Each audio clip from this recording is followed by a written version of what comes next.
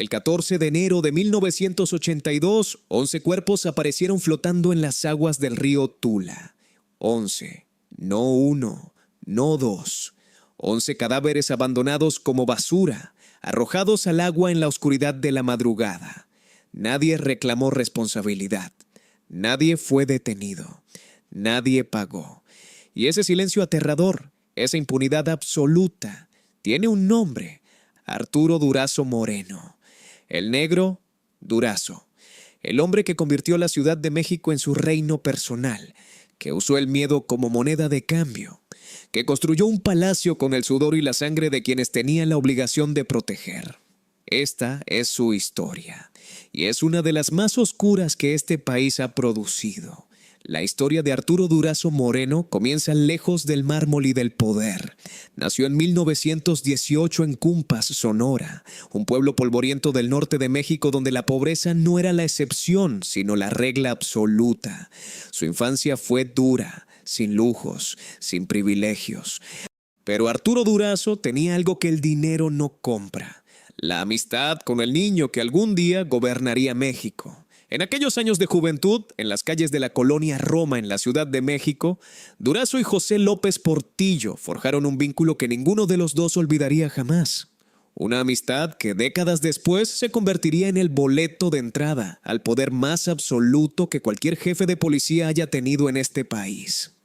Suscríbete al canal si quieres conocer las historias que el México oficial nunca quiso que supieras, porque esto apenas empieza. Antes de que el poder lo corrompiera del todo, Durazo aprendió el oficio desde abajo. Trabajó en el Banco de México, entendió cómo fluye el dinero, cómo se mueve la riqueza entre manos.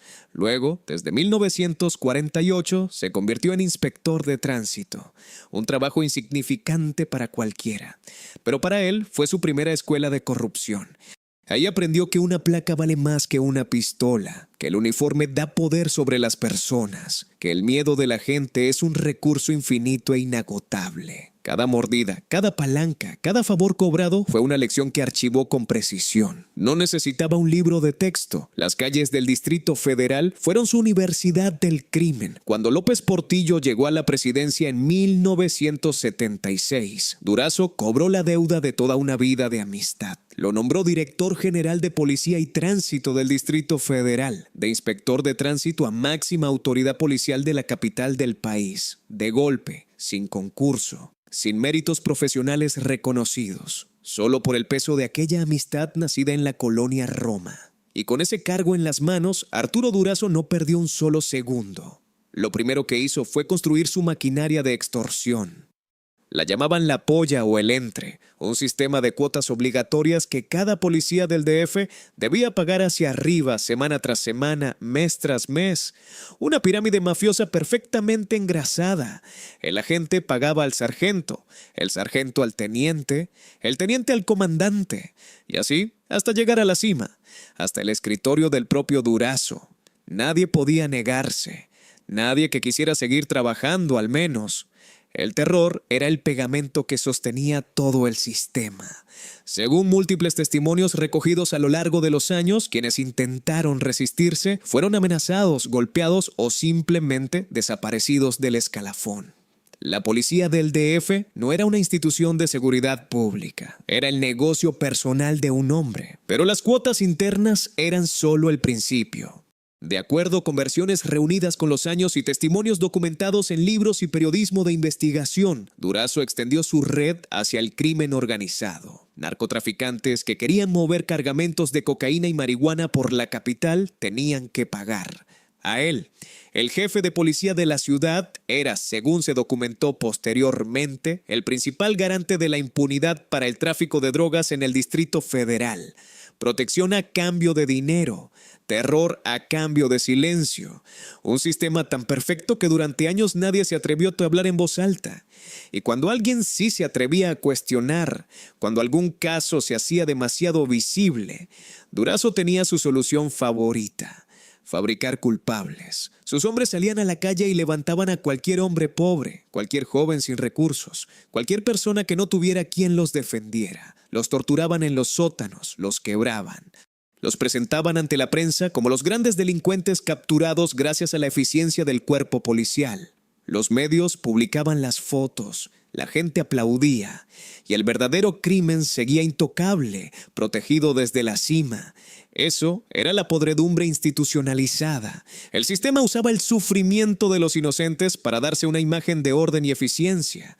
Aquí necesito que te quedes, que no cambies de canal, porque lo que viene es uno de los detalles más perturbadores de toda esta historia. Roberto Palazuelos, el famoso diamante negro de la televisión mexicana, fue de niño parte del círculo íntimo de la familia Durazo. Era un chamaco, y según él mismo ha contado en diversas entrevistas a lo largo de los años, vio cosas que ningún niño debería ver.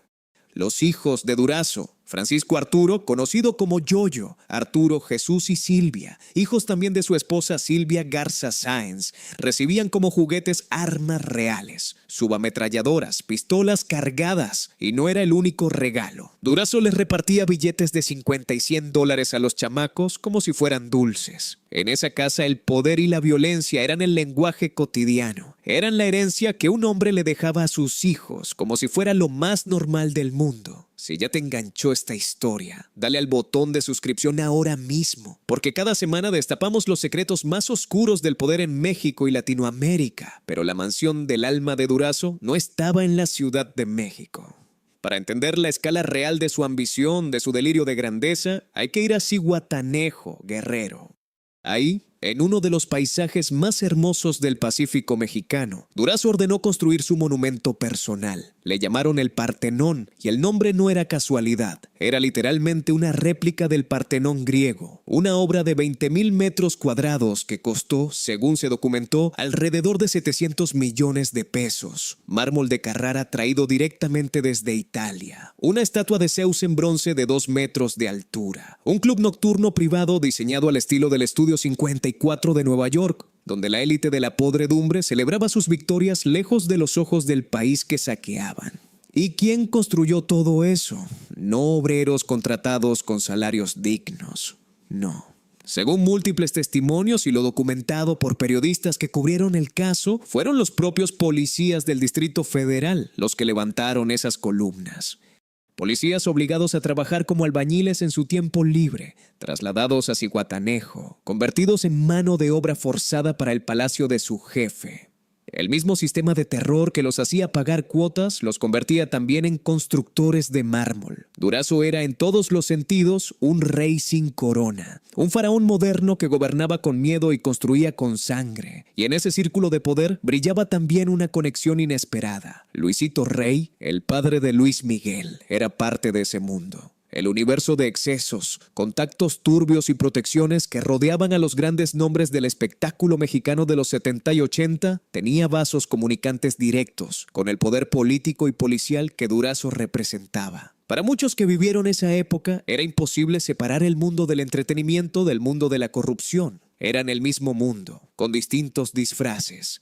Pero todos los reinos caen. En 1982 terminó el sexenio de López Portillo y con él llegó el fin de la era Durazo. Miguel de la Madrid entró a Los Pinos con un discurso de renovación moral y el nombre de Durazo se convirtió en símbolo de todo lo que supuestamente se quería erradicar. El jefe de policía más temido de México de repente era un hombre buscado y Durazo no esperó a que llegaran por él. Huyó. Se fugó a Brasil antes de que pudieran ponerle las esposas. El rey abandonó su trono, su mármol y sus columnas y corrió como cualquier criminal común. Suscríbete al canal porque la historia de cómo cayó este hombre es tan cinematográfica como su ascenso y no te la puedes perder. En 1983, el periodista José González González publicó Lo negro del negro Durazo, un libro que sacudió al país entero. Las páginas detallaban con nombre y apellido el sistema de extorsión, los vínculos con el narco, la construcción del Partenón, los abusos. Era la primera vez que alguien ponía en blanco y negro, con evidencias, la magnitud del saqueo. El libro fue un bestseller instantáneo. La gente lo leyó con la boca abierta, con una mezcla de horror e indignación que pocas veces se ve en lectores mexicanos acostumbrados ya a las noticias de corrupción. Durazo seguía prófugo en Brasil cuando el FBI lo encontró. En 1984 fue arrestado en San Juan, Puerto Rico. El hombre que había manejado a miles de policías, que había protegido a narcotraficantes, que había construido un Partenón con trabajo forzado, fue detenido por agentes extranjeros porque las instituciones mexicanas no habían podido o no habían querido atraparlo primero. La vergüenza era doble, la del criminal y la del sistema que lo había creado y protegido durante años. Fue sentenciado a 16 años de prisión, cumplió 8. Salió en 1992 alegando problemas de salud. Un hombre que había sembrado terror y destrucción, que había mandado torturar a inocentes, que había saqueado al Estado mexicano durante un sexenio completo, salió de la cárcel la mitad de su condena por razones médicas. La impunidad no terminó con el arresto, solo cambió de forma. Murió el 5 de agosto del año 2000 en Acapulco a los 81 años de cáncer de colon, sin grandes titulares, sin juicios históricos, sin que nadie recuperara todo lo que robó.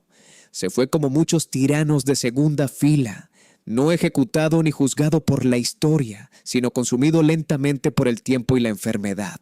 Y el Partenón quedó ahí, décadas de abandono. Murciélagos anidando entre las columnas de mármol de Carrara. Grafitis cubriendo las paredes que costaron 700 millones de pesos. La selva reclamando poco a poco lo que la corrupción había construido. La familia Durazo peleó durante años en tribunales para recuperar la propiedad, argumentando derechos sobre ese patrimonio construido con dinero público y trabajo forzado. Hasta que, en 2019, la Suprema Corte de Justicia de la Nación falló. El Partenón pertenece al estado de Guerrero y debe convertirse en un espacio cultural para la comunidad que nunca fue invitada a cruzar sus puertas. Dale like a este video y suscríbete si crees que la historia de México merece ser contada sin censura, porque estas historias no aparecen en los libros de texto y alguien tiene que contarlas. Ese fallo de la Suprema Corte fue, de alguna manera, la condena real que la justicia mexicana nunca le impuso en vida. El mármol de Carrara que Durazo mandó traer de Italia para construir su monumento personal quedó como prueba pública de su vergüenza, no como testimonio de su grandeza. Las columnas que los policías levantaron con sus manos forzadas ahora pertenecen a la gente que él nunca consideró digna de pisar ese suelo. El Zeus de bronce que presidía sus fiestas privadas mira hoy un edificio en ruinas, sin dueño, sin gloria, sin el rey que lo mandó construir. Arturo, el Negro, Durazo Moreno es el retrato perfecto de lo que México fue capaz de producir cuando el poder no tiene límites, cuando la amistad reemplaza a la ley, cuando el uniforme se convierte en licencia para el crimen. Un hombre que empezó en la pobreza de Cumpas, Sonora, y que en lugar de usar esa memoria para proteger a los más débiles, la usó para despreciarlos, para pisotearlos, para construirse un trono sobre sus espaldas. Su historia no es solo la historia de un hombre corrupto, es la historia de un sistema que lo permitió, que lo aplaudió, que miró hacia otro lado durante años. Esos 11 cuerpos en el río Tula no son solo 11 muertos, son el símbolo de todo lo que se perdió, de todo lo que se enterró, de todo lo que quedó sin justicia en el fondo de esas aguas oscuras y sin fondo.